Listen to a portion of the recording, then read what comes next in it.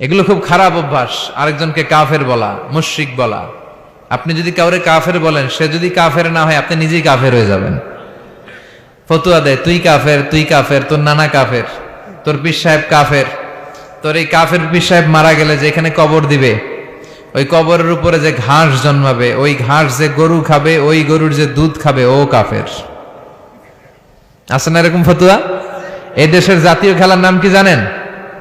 হাডুডু। টাইনে আপনারা নিচে নিয়ে আসবে। এদেশে কেউ আগাইতে চাইলে আরে উঠতে দেয়া যায় না, কেউ উঠতে চাইলে ওরা টাইনে নামায়। কারণ জাতীয় খেলা হাডুডু। হাডুডুর নিয়ম হচ্ছে একজন সামনে যাবে আর সবাই ওর ঠ্যাং ধরে টানবে। কথা বলেন? এজন্য এগুলো বাদ দেন। ইসলামের মধ্যে, মুসলমানদের ভ্রাতৃত্বের মধ্যে ফাটল তৈরি না করে ঐক্য প্রতিষ্ঠা করেন। আপনি সূর্যরে ভেটকি মারলে আপনি সূর্যের কিছুই করতে পারবেন না। আপনার ভেটকি আপনার মুখের উপরেই থাকবে। চিল্লায় বলেন ঠিক কি না? এজন্য যার কাছে ভালো যেটা আছে ওইটা নেন, আর পিছনে লাগালাগি বন্ধ করে দেন।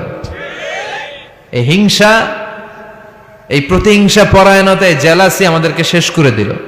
আমরা যে ভাই ভাই, মুসলমান যে ভাই ভাই, এই শিক্ষাটাই আমাদের মধ্যে নাই। আসুন ভ্রাতৃত্বের বন্ধনকে আমরা অটুট রাখি, আর বিপদে আপদে আল্লাহর উপর ভরসা রাখি।